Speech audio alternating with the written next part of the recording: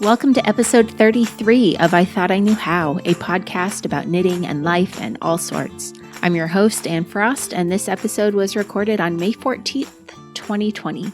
Today we're going to talk about some yarns, some patterns, and do a recap of the online International Fiber Festival. Before we get too far into the show today, I have a lot of thank yous to share this week. I'd like to start by thanking Kathleen, Catherine, and Lola for becoming patrons of the podcast over at patreon.com/I Thought I Knew How. Patrons make a monthly contribution to help defray the costs of producing the podcast and receive bonus materials and experiences in return. So thank you for helping keep this little project afloat.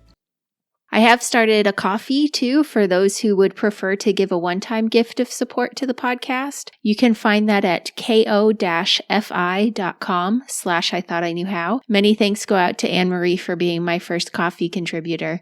The funds from there will go specifically toward upgrading my microphone. That's my little fundraising project for over there. And thank you to those who have gone over to iTunes to leave starred reviews. A special thanks to Knitting Avo for leaving a kind comment with your review. Stars and comments help the show become more visible in various rankings, so you're helping others to find the show, and I very much appreciate that. I'm trying to decide what I want to talk about first today. There's been so much going on. Maybe I'll start by talking about our knitting afternoons. These have been going on for 2 months now. We meet through Zoom, which you can access using a link found in the Facebook group. If you don't have a Facebook account, but you'd like to join us, send me an email at ann@familypodcasts.com and I'll send you the link. To enter the chat, you just need to click the link from a handheld device or your computer, and it will walk you through a few steps to get into the online chat room. It's been a lot of fun to get to know so many people this way. Some weeks were chattier than others. We get caught up with each other's projects and lives. Originally, there was a firm no COVID talk rule, but that's been loosened as time has progressed because it's basically impossible to not talk about it at this point. I do appreciate that people have stayed away from the politics of the issue, though, because really we're all trying to figure out what's best. And it's one of those things that I think we're going to understand better in hindsight. Anyway, the meetups are Tuesday from 3 to 8 p.m. Eastern Time, and all are welcome as long as you keep it classy. At this point, we have sort of a core group of attendees, and then 1 or 2 new faces pop in each week, so feel free and welcome to pop in and join us. My state is going to be starting to open up again on May 20th, which means I'm going to start having commitments coming back into my life in bits and pieces. So I'm going to change how we do the knit together starting in June. Because honestly, I enjoy them so much, I want to keep doing them. But I have to do them in a way that fits into a life where I can do things like going and getting my hair cut and going to the store when I need something. So starting in June and going onward from there, the first Tuesday of the month, we will have a knit together that is open for all listeners from 4 to 7 p.m. Eastern Time. The second and fourth Tuesdays will be online knit togethers for patrons at the same time, 4 to 7 p.m. Eastern. The patron knit-togethers are going to be for anyone who donates at the $5 or higher level. My thought is that this way we can still keep in touch with each other, and not everyone is going to be able to get right back out to their knit clubs anyway, so we will still have this as an option. And patrons will get an extra knit together, and everyone can just mark things on their calendar and know when it's going to happen. Plus, if I do have a life conflict of some sort on a Tuesday evening, which is pretty rare, I can reschedule to one of the empty Tuesdays. I will try to get this info updated for patrons on the Patreon feed before this episode goes live, but if I haven't yet, it will be updated shortly, and I'll update the info in the Facebook group as well. If you would like to try some online learning through video conferencing, I have a few options I can recommend for you. One is for those who want to improve your spinning technique. Terri Spin, who I interviewed a few episodes back, is offering online lessons for $10 while the quarantining is going on. I have not had a class with her yet, but a friend of mine did and told me what a positive experience it was. So that's there as an option for you. Anyone who has been to a festival or yarn shop lesson knows what a good deal $10 is for a lesson. So I want to make sure people don't miss out on that. And then secondly, I took an online class with Terri Malcolmson the other day. Terri is a knitwear designer on Shetland who usually teaches at Shetland Wool Week and various other festivals in the UK and abroad. She has several lessons that she's offering online related to Fair Isle topics. One of the classes she's offering is about swatching for color choices, and I actually had that class at Wool Week last year, and it was very informative. The one I took the other day with her, though, was about designing the crown of a Fair Isle hat. It was a great class. She provided us with templates to help us design our own patterns, as well as information about different decreases and color placements and more. The class was about an hour and 40 minutes on Zoom, and she did a great job conveying the information, and she limits the size of the class so that it's a reasonable number of people and everyone has time for questions. I actually stumped her with one of my questions, and she took the time to research the answer and reply to everyone in the class through an email the next day, so you will be well taught. You can find her classes at terrilaura.co.uk. And I will also have a link to Terri Spin's information about her lessons that will be in the show notes. Okay, let's have our first song. It's another May Klingler song. Yeah, I own it. That's 3 episodes in a row, I think, with May Klingler, but I refuse to apologize. Here's Adventurers We.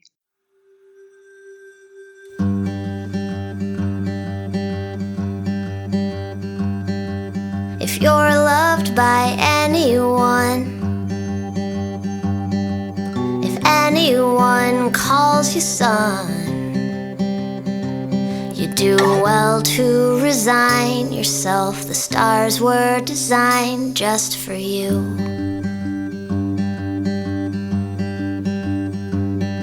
So give back this heavy load, 'cause life is a loan we hold. Darling, let's be adventurers, we shall see. All my heart for you.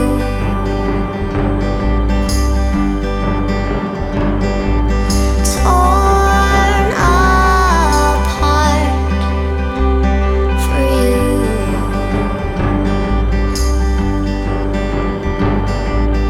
All my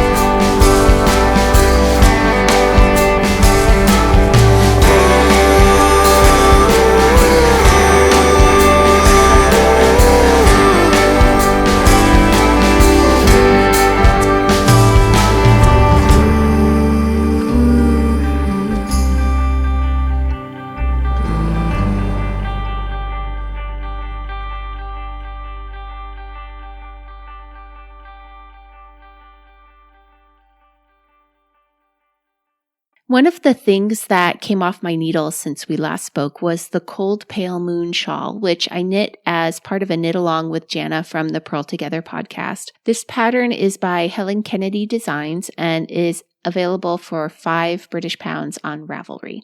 Once it's blocked, it's an asymmetrical triangle shawl that starts in one light color and then transitions to another darker color through a section of mosaic knitting. It's meant to be knit in DK yarn on size 8 needles.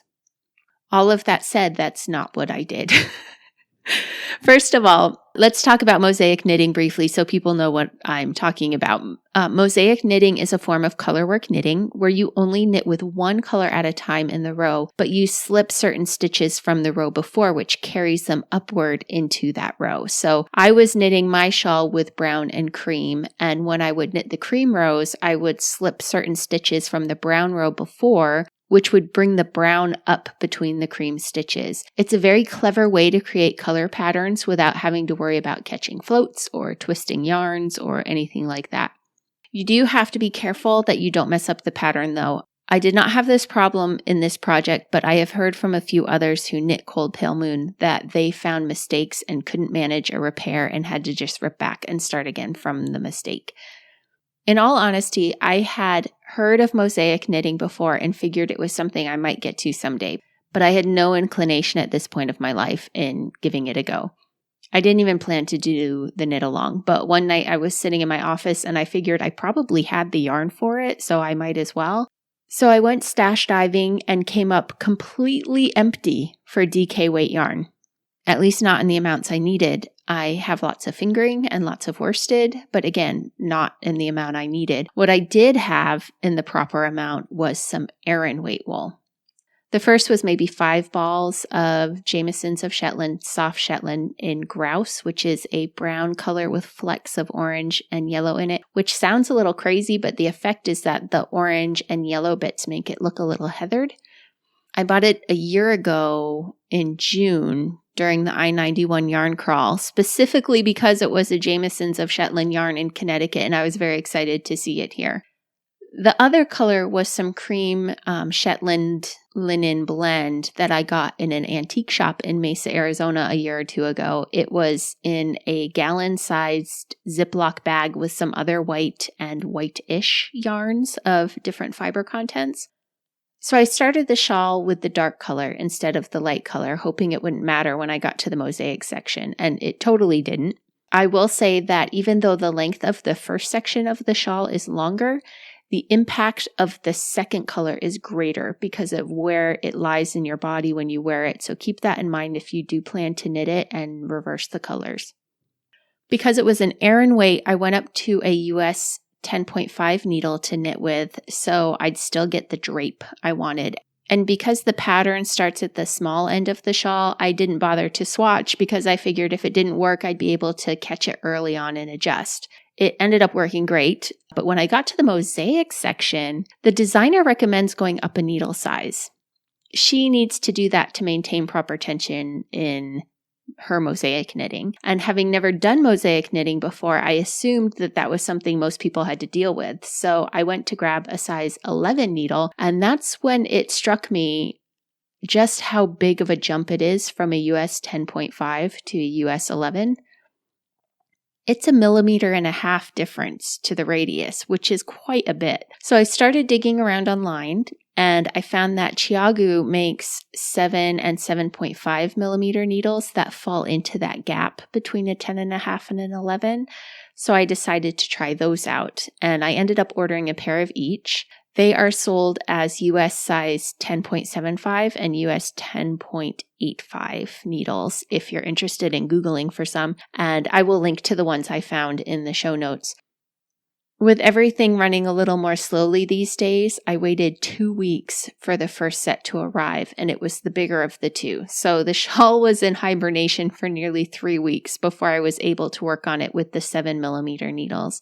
After all that waiting, I dove right back into the project when the needles did arrive, and after knitting one full repeat of the mosaic pattern, I laid everything out and realized that the mosaic section was actually working up at a slightly larger gauge than the stockinette section. So after all that waiting, I didn't actually need the specially sized needles anyway. Rather than ripping back, I just went back to the US size 10.5s and carried on from there.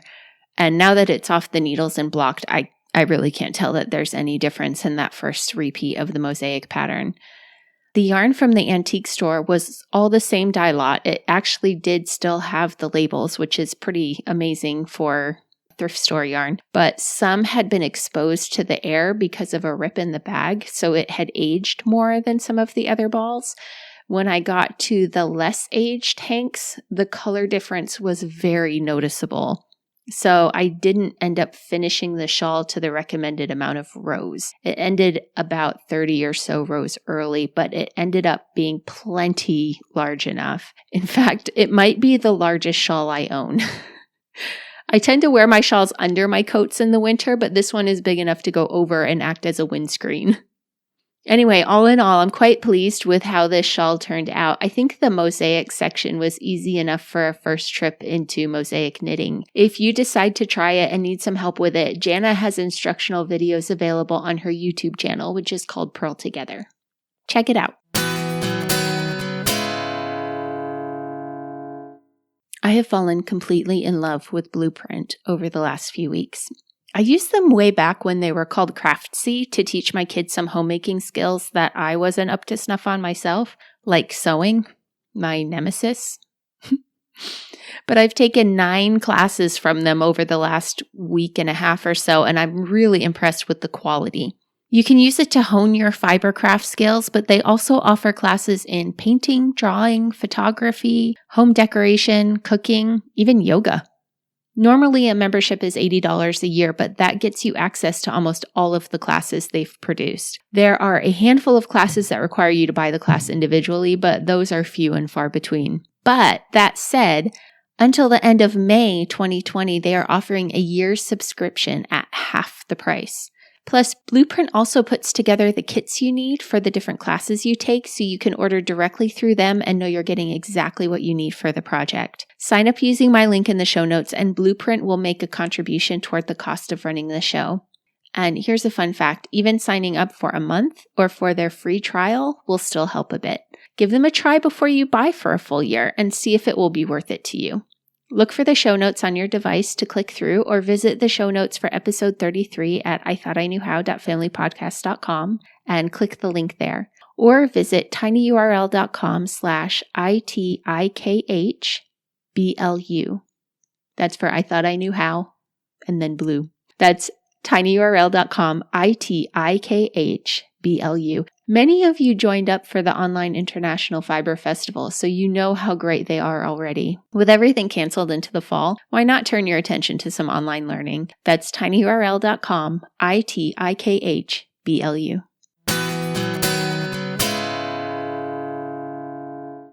All right, let's talk about the Online International Fiber Festival. I had so much fun. A huge part of that fun was that so many participants reached out to let me know that they were having fun, either through email or on the Ravelry group for the festival. I was so glad that so many people found it and were able to join in. Honestly, my biggest fear in putting this together was that I would put all that work into it and have like 12 people do it. But as near as I can tell, at this point, we've had close to 350 people as a minimum involved, which I think is great, given that it came together in less than a couple of weeks and only had a week of publicity before it happened. Many of you helped spread the word, and I'm so grateful because really the people and interaction was my favorite part of the festival, and I could not have reached as many people without you all sharing posts with your friends and different groups you're part of. So really, thank you. This is just a very gratitude-filled episode, guys. I love you. Those of you who participated know that we got to visit 8 different areas of the world from the comfort of our own Wi-Fi. We started in the US, which I'm now going to refer to as the Northeastern US because I was corrected about that by a participant. Even though some of the events came from other parts of the US, the vendors were all from the Northeast. So we started in the Northeast of the US, and likewise, we were in the eastern half of Canada. Same thing, I got corrected. Can I just remind people here that I put this together in less than 2 weeks? Anyway, that's fine. It's accurate criticism. The US and Canada are massive countries that still have distinct cultures within them, so I agree that we can think of them in a more compartmental manner. After that, we went to Iceland, Ireland, Wales, Shetland, Finland, and then we did Australia and New Zealand for our final day. Every morning started with a welcome video where I went over the itinerary for the day and talked about the vendors from that day's country. And then there were 3 recommended classes to pick from, an afternoon of videos about the history and culture of the country. There was a menu for dinner and an evening event. The itineraries are still available at oiff.familypodcast.com. So if you did not get a chance to do it along with us, it's still there waiting for you. And I'm not going to go into minute detail about every day's events, but I will share some of my favorite things about the festival. I ended up doing quite a few of the classes because some of them were more informative than practical, if you know what I mean. They conveyed information rather than being about how to use a certain method or develop a skill. So Clara Parks' class called Know Your Yarn and Know Your Wool with Deborah Robson, for instance, helped me learn about the qualities of yarn and wool without actually having to make something. So that's, I guess, what I mean. And for that matter, Drusilla Pettibone's class called Spindling from Fluff to Stuff, even though that one was meant to be a do-along class, I just watched it and learned a lot. For instance, I never really knew what chain plying or long draw were until I watched her demonstrate.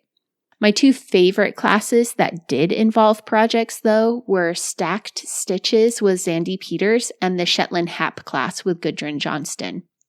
Some of you may recognize stack stitches from the foxpaw pattern that's been going around for several years now. You basically build up a pile of stitches through repeated increases into one stitch, and you can go the opposite direction through a series of stacked decreases that pull an area of knitting together upward in a line. I knit along with Zandy as I did the class, pausing when she got ahead of me, and I was able to get a good foundation to build on. I'm going to have to find a foxpaw kit to try next. I don't know if I'm being overly ambitious jumping from trying stack stitches once right into foxpaws, but I'll find out, I guess. The Shetland Hap class has been something I've been wanting to do for a while now, and honestly, I'm not done with it yet because I can knit along with Gudrun. She has a sample size shawl for the class, but provided a full-size pattern as well, so I figured I'd just go right ahead to the full-size pattern and pause as needed. So I have that on the needles, and because I went ahead and got the year membership, I'm just watching the lessons as I get to that stage of the project. I did do other classes, but those were my favorites, and honestly, once I'm done with the Shetland Hap, I'm going to go back to the class list and pick another. I am hoping to get through them all. The vendors were great. I ordered far too much, and things started to arrive the other day, and so far it's been 1 package a day, which has prolonged the shopping joy of the festival. Yesterday, my latest arrived, and it was a set of 3 beeswax candles in the shape of sheep from the Bee Folks in Maryland. They are so cute. I have no intention of burning them. They're just there to be cute on my knitting shelves. Of all the food I was able to make, my favorite recipe was made for me by one of my daughters for Mother's Day. I don't usually eat sweets, but I will at a celebration, and she made me the pepper cookies from Iceland for Mother's Day. I expected them to have a peppery flavor to them, given that they're called pepper cookies, but they tasted more like a caramelly ginger snap. They were like cookie butter, only still a cookie. They were amazing, and I ate way too many of them and was in a sugar coma for most of the day. I think my favorite of the evening events was either the concert from the Sydney Opera House on the last day or the Cirque du Soleil video from Canada Night. But I really enjoyed the Blues Festival too. I heard lots of positive feedback about the evening events, though some were a little mystified by the performance art from our evening in Finland. And I sort of expected that was going to be the case, but I thought it would make an interesting break from the mostly musical events of the other nights. I hope you enjoyed it. Again, if you didn't get a chance to join in, the itineraries are all still there, and I'm happy to confirm that we will be repeating it in the fall. I have my wish list of countries together, and I'm working on contacting vendors at the moment and confirming that there are the right sorts of events available online before I settle on the outline. Once I have that information, I will let you know. Right now, all I can say is that it will be in the fall, but I hope to have proper dates for you by the next episode, if not the one after that. I know that a lot of the autumn events have already been canceled, so many of us will be missing our fiber festival still. But one thing that struck me was that there were so many participants in the online International Fiber Festival who said that they've never been to a festival at all before. So I think that even as things return to normal, there may still be enough people who would enjoy it to keep doing it. If you have somewhere you would like to visit, or you know of an amazing vendor who somehow stands out from the others, please drop me a line at ann@familypodcasts.com. The vendors are curated. I try to bring you only those who are in some way extra interesting, so please keep that in mind as you recommend someone. For instance, I absolutely want hand dyers, but they need to have extra interesting bases or something special about their method or just something that makes them stand out. And of course, it's not just about yarn. In the OIFF, we had beekeepers and woodworkers and felt bag makers and wool bedding manufacturers. So something knitting and crochet adjacent or related to wool, or a knitting charity with a product for knitters, anything that you would find at a fiber festival. The address again is ann@familypodcasts.com. That Ann has an E at the end of it. Okay, let's take a break for another song. This is Shawn Tate with Two of Us. It's a very mellow song, a little forlorn. There's some interesting dissonance in the song. Shawn has an interesting voice too. I mean, he's no May Klingler, but he has his own distinct sound, and it's a song I enjoy, and I hope you will too. This is Two of Us by Shawn Tate.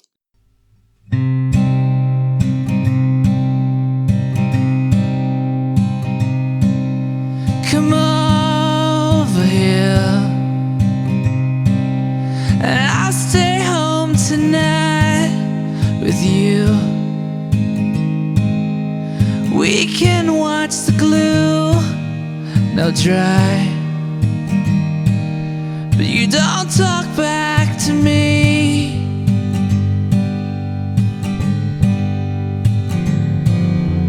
Now, my dear, you've grown oh so cold, my dear. You're tied down with work. I never go to sleep.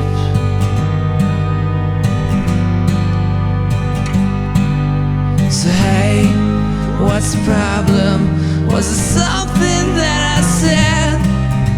Hey, what's the problem? Will it ever be the same? But I'll stay so still like you tonight. So still like you tonight.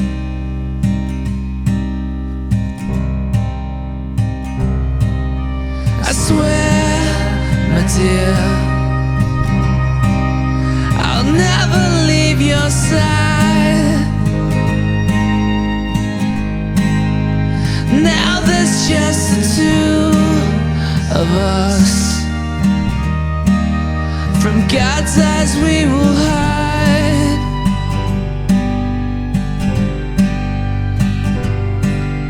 I won't regret the silly things we do.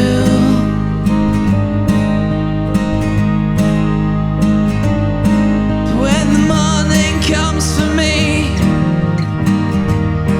they say I did it all for you, for you, for you. So hey, what's the problem? Was it something that I said? Hey, what's the problem? Will it ever be the same? But I'll say so still like you tonight. Still like you tonight.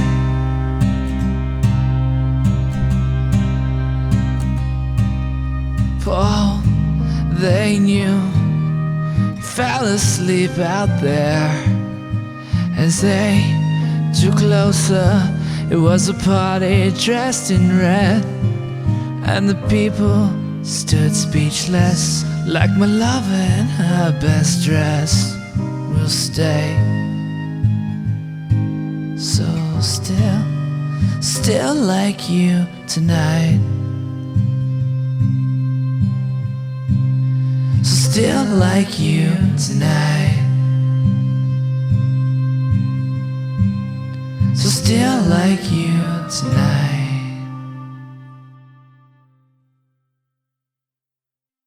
A few more things before I go. I normally review yarns all at once, but I'm partway through a project, and so I'm going to split this review between this episode and the next episode. Fairmount Fibers sent me some Alpaca Heather by Manos de Uruguay to try out, and I'm working it up into a Racha Shawlette, which is a striped V-shaped shawl knit with one main color and 3 contrast colors.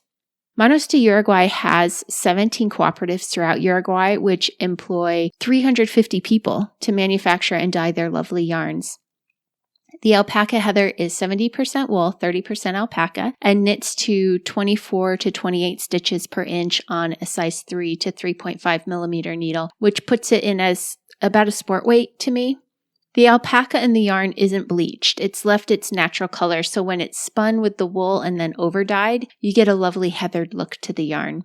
It is very soft to the touch, and the added alpaca sort of loosens the drape up a bit, so it's not as stiff as many general wools tend to be. I love the color, and I love the feel. What I'm curious about, and is the reason why I'm splitting up the review, is I'm curious how it will behave after it's blocked. Alpaca tends to grow longer over time, and it starts to show after the first blocking, so I'll let you know how it behaves in the next episode once I have it finished and blocked. Finally, Morehouse Farm has decided to move their June 6th Farm Day online, which means even if you're not in the area, you can now take part. Head over to morehousefarm.com and get on the mailing list so you can get the information as it's released. I don't know the whole program yet, but I do know there will be lambs, and you don't want to miss that.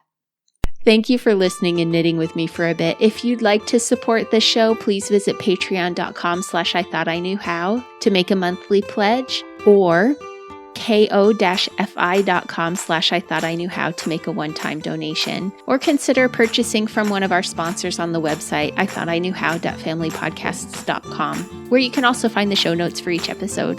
Or you can help out by leaving a 5-star review and kind comments wherever you listen to the podcast, and be sure to tell your friends. Find me on my social media accounts as I Thought I Knew How, except on Twitter, where it's just Thought I Knew How. The groups on Ravelry and Facebook are both called I Thought I Knew How Podcast. Until next time, may you be blessed with stitches that never drop, yarn without joins, and plenty of time to knit.